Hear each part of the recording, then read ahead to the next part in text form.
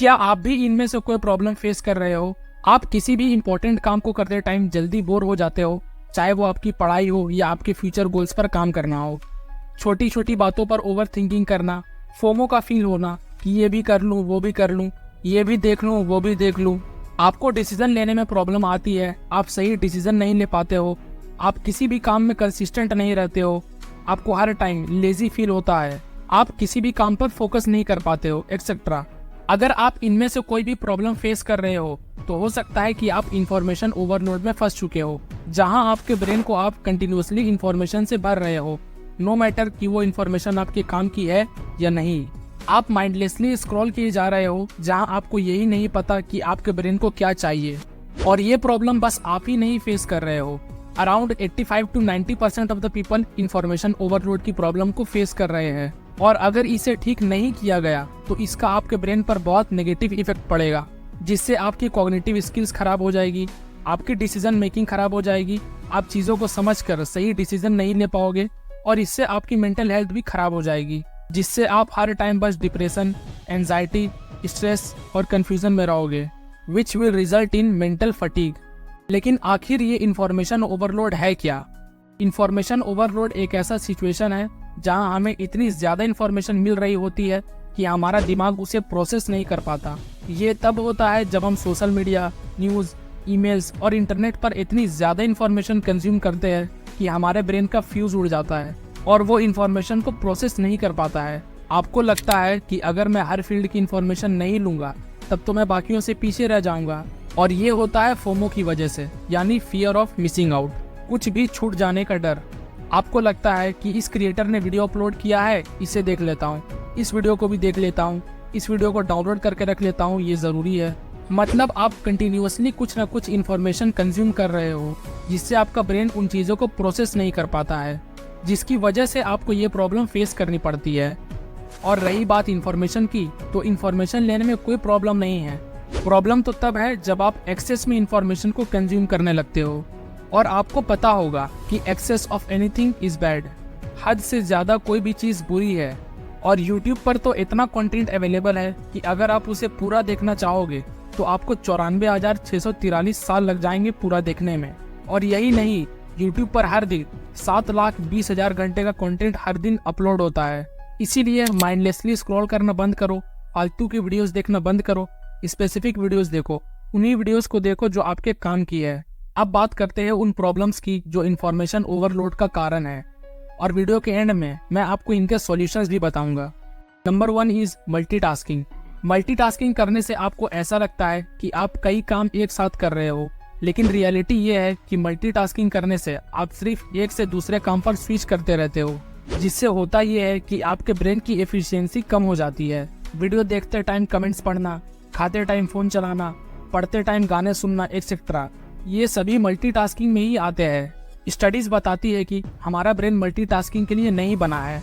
University of Virginia के professor ट्रिमथी Wilson के research से पता चला कि हमारा ब्रेन एक सेकंड में 11 बिलियन बिट्स ऑफ इंफॉर्मेशन को प्रोसेस कर सकता है, लेकिन उसमें से वो सिर्फ 40 to 50 बिट्स ऑफ इंफॉर्मेशन को ही प्रोसेस कर पाता है।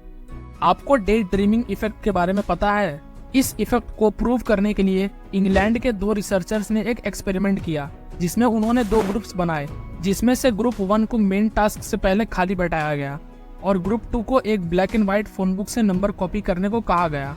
और जब इसके बाद दोनों ग्रुप्स को मेन टास्क दिया गया, जिसमें उन्हें बताना था कि एक प्लास्टिक कप के कितने यूज हो सकते हैं, तो दूसरे ग्रुप ने इस एक्सपेरिमेंट में अच्छा परफॉर्म किया। रीजन कि ग्रुप 2 को मेन टास्क से पहले एक बोरिंग काम दिया गया था, जिससे उनका क्रिएटिव माइंड एक्टिव हो गया।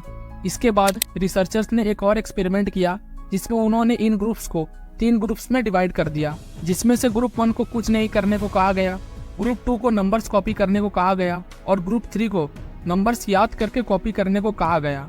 और इसके बाद तीनों ग्रुप को फिर से वही सेम टास्क दिया गया कि प्लास्टिक कप के कितने यूज हो सकते हैं। और इस बार ग्रुप 3 ने सबसे अच्छा परफॉर्म किया, क्योंकि उन्हें डिफिकल्ट और बोरिंग काम दिया गया था, और रिसर्चर्स ने इसे द डे ड्रीमिंग इफेक्ट नाम दिया। यानी कि बोरिंग काम करने से या खुद को बोर करने से आपकी क्रिएटिविटी बढ़ जाती है, पर यह तभी पॉसिबल है जब आप कोई नई इन्फॉर्मेशन कंज्यूम ना कर रहे हो।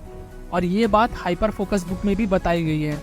अब आप लोग सोच रहे होंगे कि ये तो बहुत आसान है, हम भी अपने आप को बोर करेंगे और क्रिएटिव बन जाएंगे। लेकिन जितना आसान ये सुनने में लग रहा है, रियलिटी में उतना ही मुश्किल है। और इसी को प्रूव करने के लिए 2014 में यूनिवर्सिटी ऑफ वर्जीनिया और हार्वर्ड यूनिवर्सिटी ने एक एक्सपेरिमेंट किया, जिसमें उन्होंने एक ग्रुप ऑफ स्टूडेंट्स को बिना फोन और बुक्स के एक रूम में बैठाया गया, जहां उनके पास दो ऑप्शंस थे। पहला कि आप 15 मिनट तक अकेले बैठकर थिंकिंग करो, या दूसरा अकेले बैठे बैठे खुद को हल्के इलेक्ट्रिक शॉक लगवाते रहो। अब शॉकिंग बात तो ये थी कि उन 18 लोगों में से 12 लोग ऐसे थे जिन्होंने खुद को इलेक्ट्रिक शॉक लगवाने का ऑप्शन चूज किया।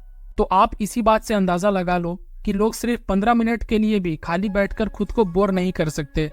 और ये चीज आपने खुद भी नोटिस की होगी कि जब आप खाली बैठते हो, बोर हो रहे होते हो, तो आप तुरंत वापस फोन चलाने लगते हो।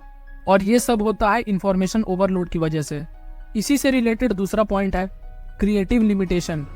क्या आपने ये नोटिस किया है कि क्यों नहाते टाइम ही हमें बेस्ट आइडियाज आते हैं? ऐसा नहीं है कि नहाने से हमें आइडियाज आते हैं। साइंस तो ये है कि जब हम नहा रहे होते हैं तो उस टाइम हम कोई भी नई इन्फॉर्मेशन कंज्यूम नहीं कर रहे होते हैं, जिससे हमारे ब्रेन को टाइम मिल जाता है उन आइडियाज को प्रोसेस करके बाहर निकालने का। और ये चीज़ मेरे साथ भी होती है। मुझे भी कभी कभी नहाते टाइम स्क्रिप्ट के बेस्ट आइडियाज आते हैं। इसके कुछ एग्जांपल्स बताऊं तो सीवी रमन, जो कि एक इंडियन फिजिसिस्ट थे, उनको द रमन इफेक्ट का आइडिया तब आया था जब वो 1921 में लंदन से इंडिया शिप में जा रहे थे। तब वहाँ पर उनके पास करने के लिए कुछ नहीं था, तो वो उस टाइम समुंदर को देख रहे थे और ये सोच रहे थे कि समुंदर का रंग नीला ही क्यों है। और इसी पर उन्होंने रिसर्च करना स्टार्ट किया और रमन इफेक्ट डिस्कवर किया, जिसके लिए उन्हें नोबेल प्राइज भी मिला। सर आइजैक न्यूटन को भी ग्रेविटी का आइडिया तब आया था जब वो पेड़ के नीचे खाली बैठे हुए थे। और ऐसे ही और भी एग्जाम्पल्स आपको मिल जाएंगे। ये तो बात हो गई इन्फॉर्मेशन ओवरलोड की। अब बात करते हैं सॉल्यूशंस की। सॉल्यूशन नंबर 1, यूट्यूब पर कुछ भी फालतू वीडियोस देखना बंद करो। सर्च बार का यूज करो और वीडियोस को सर्च करके देखो। उन्हें वीडियोस को देखो जो आपके काम की है। Be specific. जैसे वोट सोच समझ कर दिया जाता है, वैसे ही एक व्यू भी इम्पोर्टेंट है। सोच समझ कर व्यू दो, क्योंकि जैसा आप देखोगे वैसा ही आप बन जाओगे। सॉल्यूशन नंबर 2, दिन में कुछ देर के लिए ही सही, लेकिन खुद को बोर करो या कोई बोरिंग काम करो, जिससे आपका क्रिएटिव माइंड एक्टिव होगा और आप क्रिएटिव बनते जाओगे। सॉल्यूशन नंबर 3, मल्टीटास्किंग को अवॉइड करो। एक टाइम पर एक ही काम पर फोकस करो और उस काम को कंप्लीट करने के बाद ही दूसरा काम करो।